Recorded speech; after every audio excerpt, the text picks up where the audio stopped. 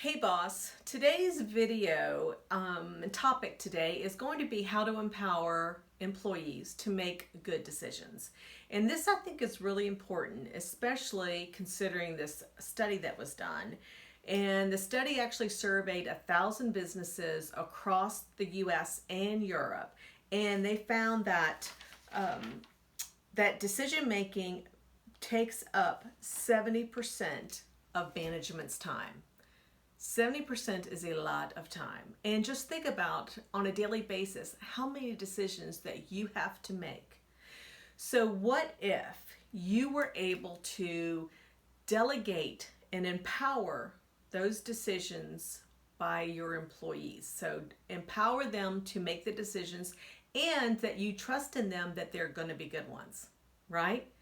It would be amazing. You would have so much time and you would actually be able to focus on things that are really important, which is my next point. And that is, as a boss, it is really important for you to decide what is worth your attention and what is not. So what is it that you should really be focusing on? And then the rest of it, get rid of it.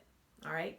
That is where you can actually start empowering your people to make good decisions. And we're going to go through those steps in just a minute. But I wanted to say, hey, I'm Dr. Heather Williamson with the Transformation Group, and welcome back to the channel. All right, so let's get started. I wanted to share with you 5 strategies on how you can empower your employees to make good decisions. The first strategy is to cultivate decision-making skills within your people, and that is by coaching. So coach your employees on how to make good decisions, how to analyze, the risks that are going to be involved if the decision is a bad one. And also if they need to find information that is, whether it's company data, company history, whatever it is, make sure that they know that, hey, part of making good decisions is getting all the information. So the second thing is for them to think about and for you to coach them on is, does the decision that is being made, is it actually solving the problem? And I say this because I have been hired many times to go into companies and do team building. And when I start asking the person who hires me why they want team building within a department or a team of employees, they say, well, I want my people to work better together. And then I start kind of problem solving and I get to the point of, why is it that your employees are not working together? And so the team building is not really the solution. The solution is going to focus on what the problem actually is. And that could be communication issues. It could be people not wanting to chip in and help their team members. A lot of things come into play. But when you are doing this and you're coaching your team, make sure that they are actually going to be solving the problem. The second strategy for you is to share the whys behind why you are wanting them to make this decision. And part of this is getting them to understand why it's important. What is the impact on the team, your coworkers, the company, and even the customers? So why is it important to be able to make this decision, and why does it have to be made?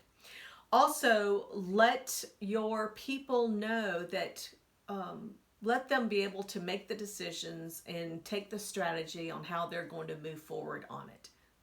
When it comes to the why, once they understand all this, empower them to be able to make the strategy that they're going to take.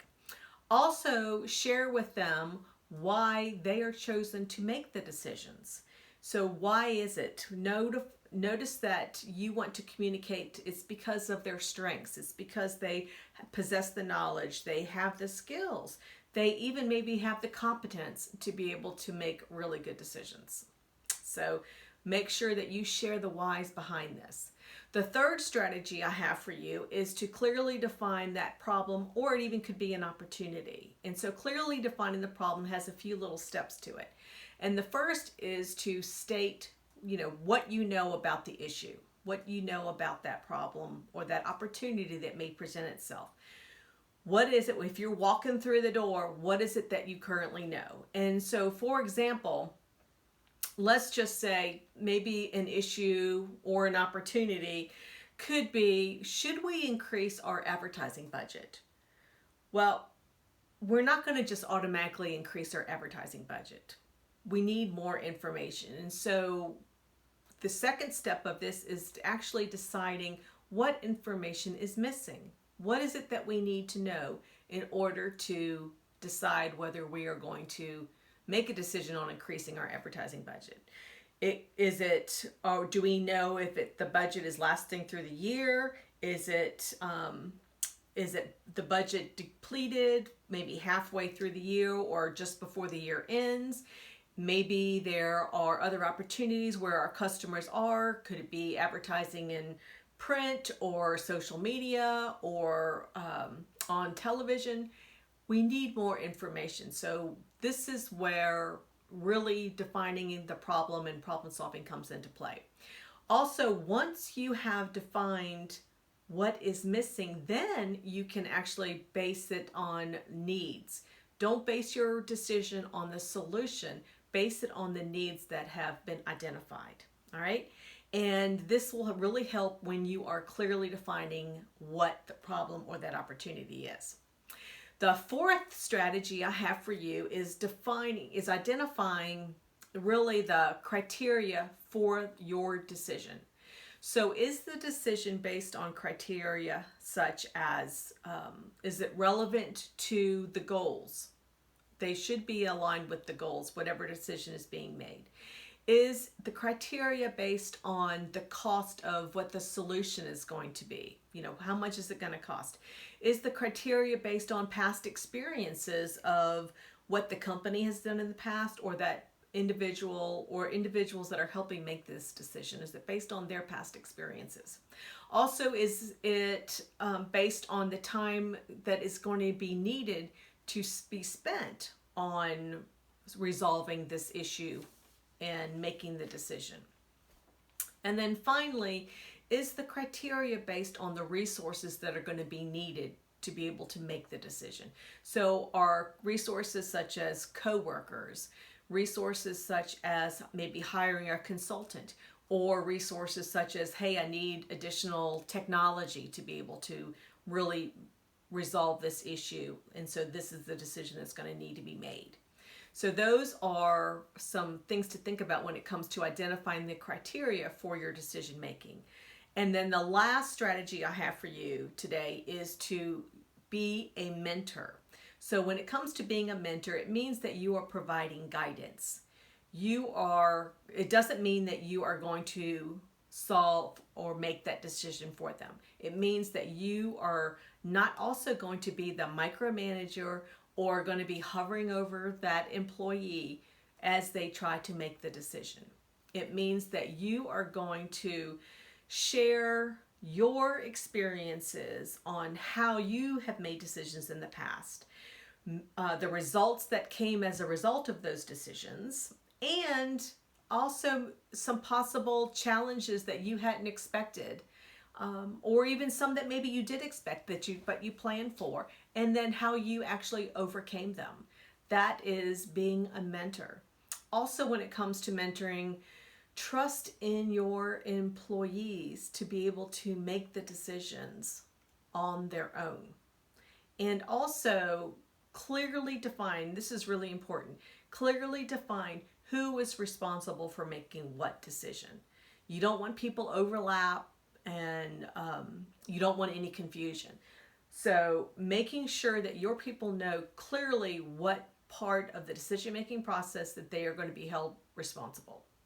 And there's some really good things that come out of actually empowering your employees to make decisions. One is you're going to have a whole lot more time to be able to focus on things that really need your attention when it comes to business strategies and growth. The second is that your decisions, or the decisions your employees are making, are going to be made much more quickly, because you are not going to be doing it because you've got multiple things that are distracting you and that need your attention. And then not only they're being made more quickly, but they're going to be made more efficiently and effective outcomes. You're going to have more effective outcomes because your team members are going to be empowered to make decisions, to gather information that is needed to make really good decisions. So hopefully, let me just run through this really quickly again. The 5 strategies I have for you on how to empower your employees to make good decisions is: first, cultivate good decision making practices within your team members. The second is to share the whys. The third is to clearly define the problem and the opportunity. Make sure they understand that. The fourth is to have them identify the criteria for their decisions. And then the fifth is to you be a mentor to them so they know how to really be good decision makers. All right? Until next time, I want you, if you found some value in this, please like the button below. Don't forget to share with others who really want their employees to make good decisions. And last but not least, go out and be that boss that your employees want to work for. So until next time, have an amazing day. Bye.